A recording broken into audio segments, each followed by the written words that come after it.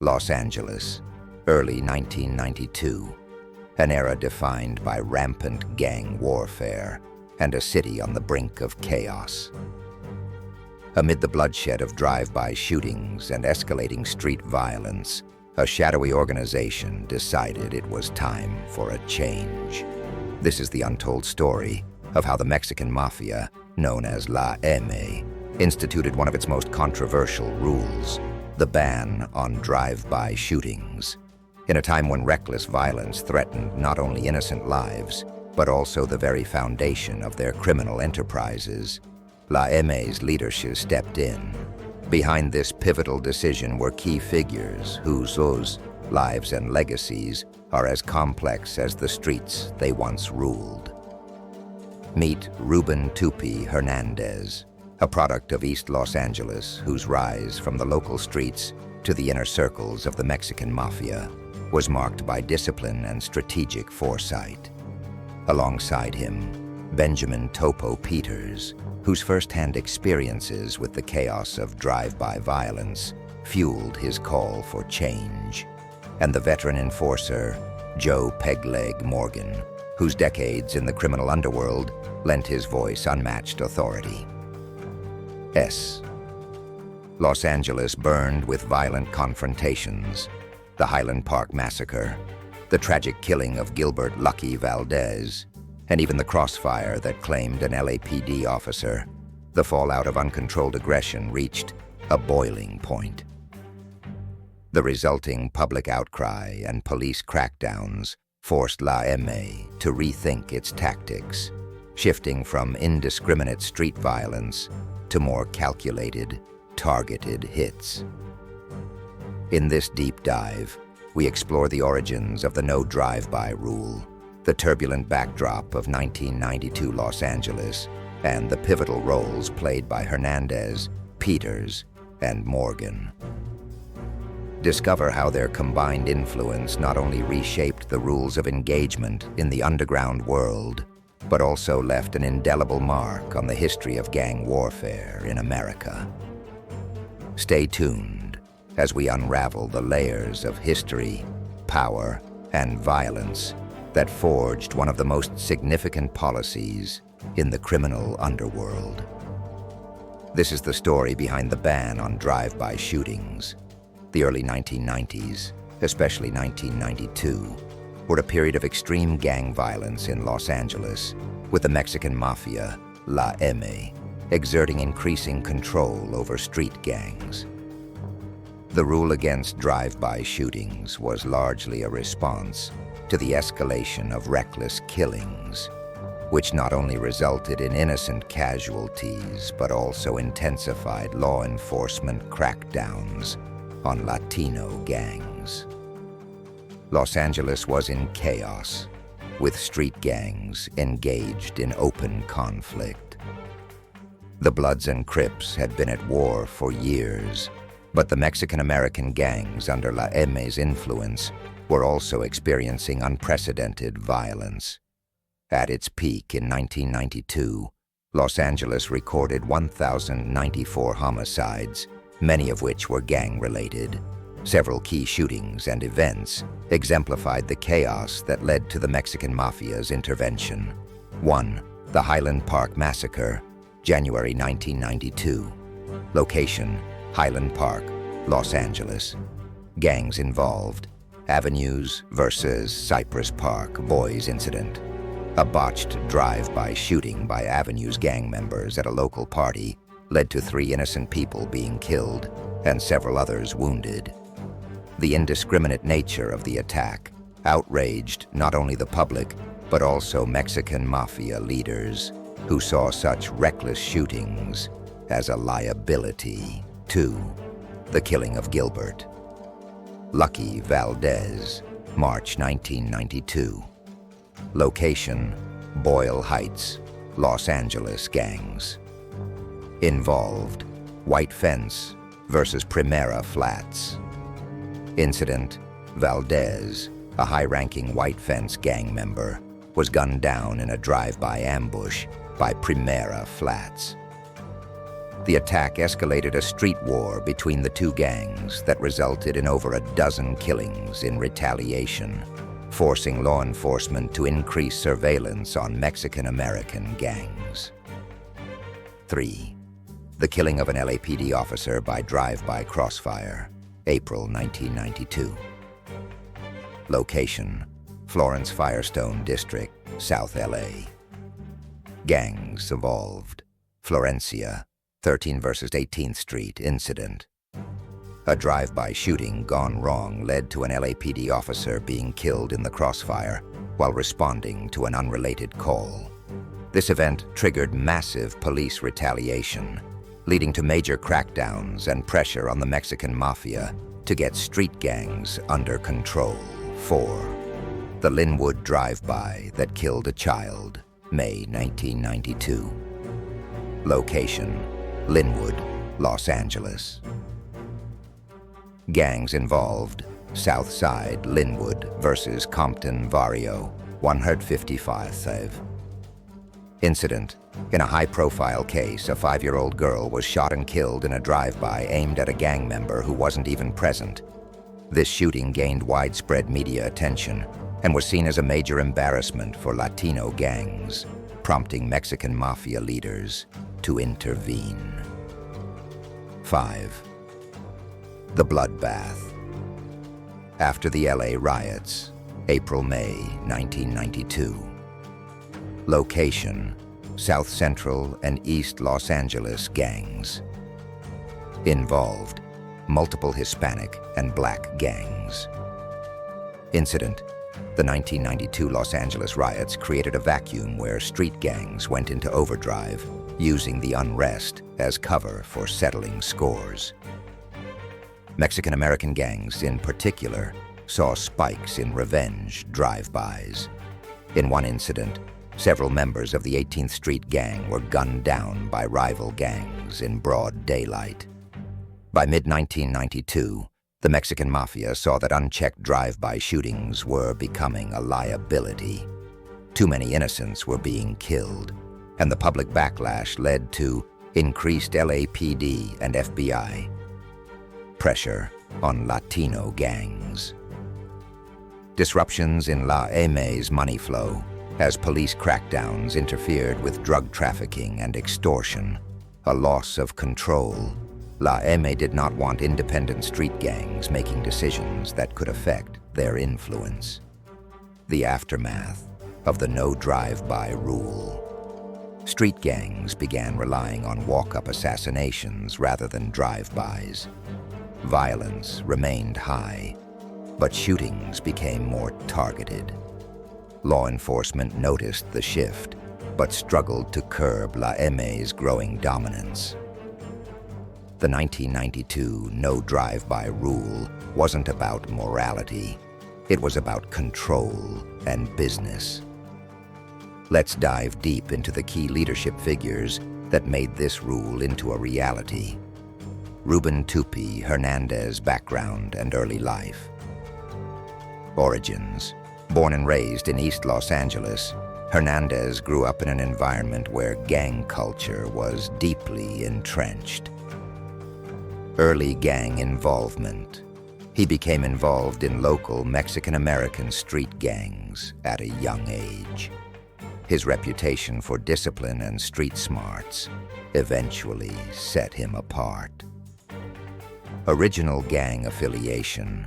Hernandez's early activities were with one of the smaller neighborhood-based gangs, common in East LA. His on-street exploits and the discipline he displayed made him a prime candidate for recruitment into larger, more structured organizations. Induction into the Mexican Mafia. When? While precise dates aren't publicly confirmed, most accounts indicate that Hernandez was inducted during the early to mid-1980s, typically a period when many local gang members were being called up once they encountered the prison system. Context. In the controlled environment of prison, his background and demonstrated reliability helped him rise through the ranks. Influence on the no drive-by shootings rule. Rationale. Hernandez was one of the vocal advocates for curbing unsanctioned violence. He recognized that drive-by shootings, which were common on the streets, were drawing severe law enforcement attention and endangering the Mexican Mafia's broader criminal enterprise's contribution. He argued that shifting to more deliberate, targeted hits would protect the organization's interests, reducing collateral damage and the risk of large-scale crackdowns. His influence helped frame the no drive-by rule as a matter of internal discipline and long-term strategy rather than mere display of power. Benjamin Topo Peters' background and early life. Origins. Hailing from south-central Los Angeles, Peters was immersed in the realities of gang life from early on. Early gang experience. His involvement in local street gangs gave him first-hand experience with the brutal, often chaotic nature of unsanctioned violence on the streets. Original gang affiliation. Peters is believed to have come up through the ranks of a local gang that, like many others at the time, eventually fell under the umbrella of the Mexican Mafia once members were incarcerated. His street credibility and tactical thinking marked him as a natural fit for the more organized criminal structure.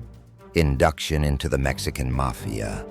When Peters reportedly joined the Mexican Mafia during the 1980s while serving time, a common pathway for many gang members seeking the protection and profit of a larger network. Significance. His rapid rise was due in part to his practical understanding of street dynamics and the inefficiencies of indiscriminate violence. Influence on the no drive-by shootings rule. Rationale. Having witnessed firsthand the fallout of reckless drive-bys, including unnecessary deaths and heightened police attention, Peters became an advocate for a more controlled method of enforcing the organization's will. Contribution. He was instrumental in crafting the strategic argument that a ban on drive-bys would help preserve the Mexican Mafia's criminal enterprises, such as drug trafficking and extortion, by reducing public backlash and law enforcement interference. His push for calculated, targeted hits became a cornerstone of the policy.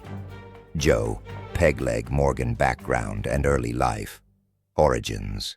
Morgan, known by the nickname Pegleg, a reference to a physical characteristic stemming from a past injury, is considered one of the veteran figures in the organization. Experience. His long history in the criminal underworld and the prison system gave him a reputation as both a strategist and a reliable enforcer. Original gang affiliation. Prior to his formal association with the Mexican Mafia, Morgan was active in local gangs in Southern California.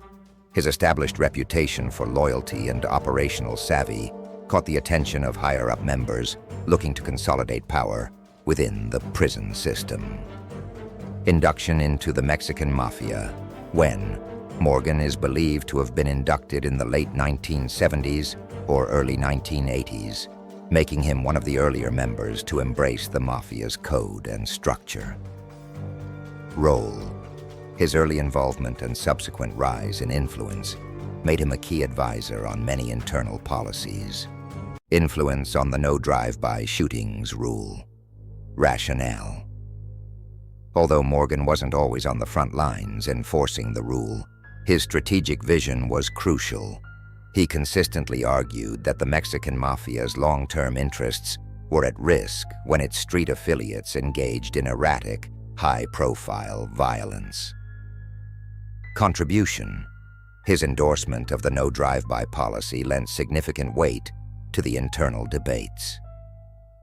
By emphasizing that such reckless tactics endangered not just individual lives, but also the organization's criminal revenue streams, and by extension, its power.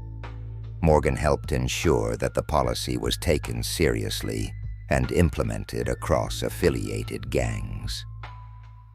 Ruben Tupi Hernandez and Benjamin Topo Peters Both emerged from the turbulent street gang environments of East and South Central Los Angeles, respectively, and were inducted into the Mexican Mafia during the transformative years of the 1980s. Their personal experiences with the consequences of indiscriminate violence made them strong proponents of a policy that favored calculated hits over reckless drive-bys. Joe "Pegleg" Morgan, a veteran with a long track record, provided the strategic backing that helped institutionalize the no drive-by rule, reinforcing the idea that controlled violence was essential to protecting the organization's interests from law enforcement crackdowns.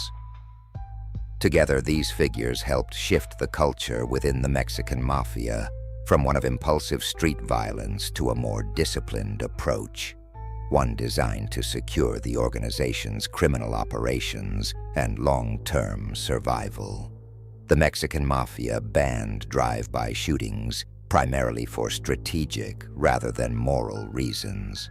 The main motivations were reducing law enforcement pressure. The LAPD and federal agencies were cracking down hard on gang violence, and drive-by shootings were drawing significant police attention.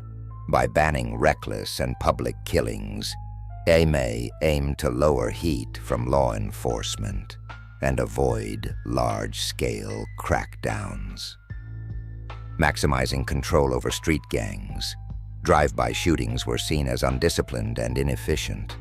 They often killed innocent people instead of rival gang members. The Mexican Mafia wanted street gangs to conduct targeted assassinations rather than random acts of violence.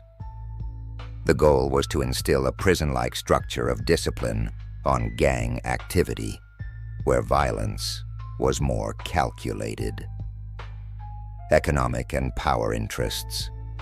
Uncontrolled gang wars disrupted drug sales, which were a major revenue source for IME. The organization wanted less chaos in the streets, so it could continue extorting and taxing gangs efficiently. But what happens when this rule is broken? Here are some key examples of the no drive-by rule being shattered, and the brutal consequences that followed. In January 1992, a faction from the Avenues gang in Highland Park launched a reckless drive-by attack against the Cypress Park Boys. The indiscriminate shooting resulted in multiple casualties, drawing immediate attention from both street informants and internal watchdogs. Once alerted, the Mexican Mafia responded with swift retribution. Several members were severely punished within the prison system, sending a chilling message that deviation was unacceptable. In March 1992, the Primera Flats executed a drive-by ambush in Boyle Heights, targeting White Fence gang member Gilbert "Lucky" Valdez. Instead of a calculated hit, the method triggered a violent street war, exposing the reckless nature of the act. Mexican Mafia leadership, informed through internal channels, imposed harsh punishments on the offenders, isolating or even eliminating those who broke the code. April 1992 brought chaos to the Florence Firestone district of South Los Angeles. Elements within the 18th Street gang carried out a drive-by intended for rival Florencia 13 members. Tragically, an LAPD officer was caught in the crossfire. This catastrophic error not only intensified police scrutiny, but also forced the Mexican Mafia to act decisively. Swift and brutal punishment was meted out to reaffirm the importance of targeted, disciplined hits. In May 1992, a drive-by shooting by the Southside Linwood gang ended in tragedy when a 5-year-old child was killed. What was meant to be a targeted hit against a rival spiraled into public horror. The resulting media storm and internal reports left no doubt for the Mexican Mafia. Those responsible would face a fate designed to instill fear and obedience among all affiliates. Amid the turmoil following the 1992 Los Angeles riots, groups like Compton Barrio 155 resorted to drive-by shootings once again, targeting rival gang members in a bid for control. Although the initial chaos of the riots masked these violations, internal communications soon revealed the truth. In response, Mexican Mafia leadership enforced severe punishments to re-establish order, underscoring their unwavering commitment to a disciplined code. But what happened after the no drive-by rule was set in stone?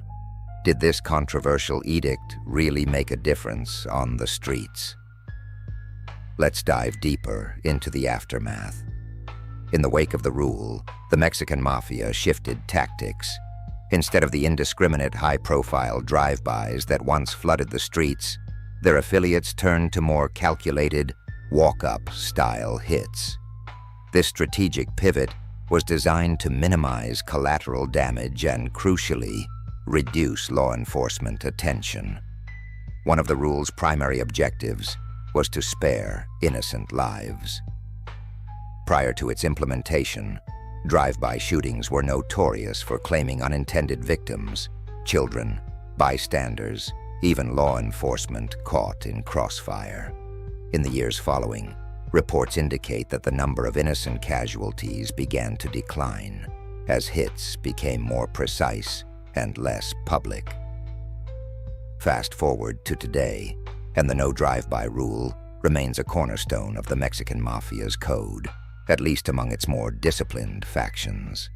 However, no rule is foolproof. Occasional breaches still occur, often by rebellious elements or splinter groups that choose the old, erratic ways over the mandated precision. One of the most documented recent breaches came in 2018. A splinter faction within a local 18th Street gang, historically aligned with the Mexican Mafia, deviated from protocol. In a rare public display, they executed a drive-by shooting in south-central Los Angeles, targeting a rival gang member. Though details remain sparse due to the clandestine nature of these groups, confidential law enforcement reports and internal informant tips confirmed the incident. The Mexican Mafia's response was swift and brutal. Those involved were subjected to harsh internal discipline, ranging from enforced isolation in prison to lethal retribution, in a clear message that the code must never be broken. In many ways, the no drive-by rule did achieve its aim, reducing innocent casualties and curbing the kind of street chaos that once defined Los Angeles in the early 90s. Yet, as the occasional breach reminds us, even the strictest codes are subject to defiance in the murky world of organized crime. The balance between discipline and chaos remains as fragile as ever. As we wrap up our deep dive into the no drive-by rule, one thing is clear. In the underworld of organized crime, even the strictest codes are constantly tested. The Mexican Mafia's edict was more than just a rule. It was a calculated strategy to reduce chaos, protect their criminal enterprises, and ultimately save innocent lives. While the rule has, by and large, shifted street violence toward more controlled, targeted hits, every now and then defiant elements remind us that the balance between discipline and anarchy is ever fragile. From the early 90s to recent years, the consequences of breaking this code have been swift and brutal, a stark reminder of the price of defiance. Yet as long as the streets remain a battleground, these internal rules will continue to shape the underworld's violent landscape. Thank you for joining us on this journey into one of the darker corners of gang history. If you found this exploration insightful, please subscribe, leave a comment, and share your thoughts. Stay tuned for more in-depth investigations into the hidden world behind the headlines. Until next time, keep questioning, keep exploring,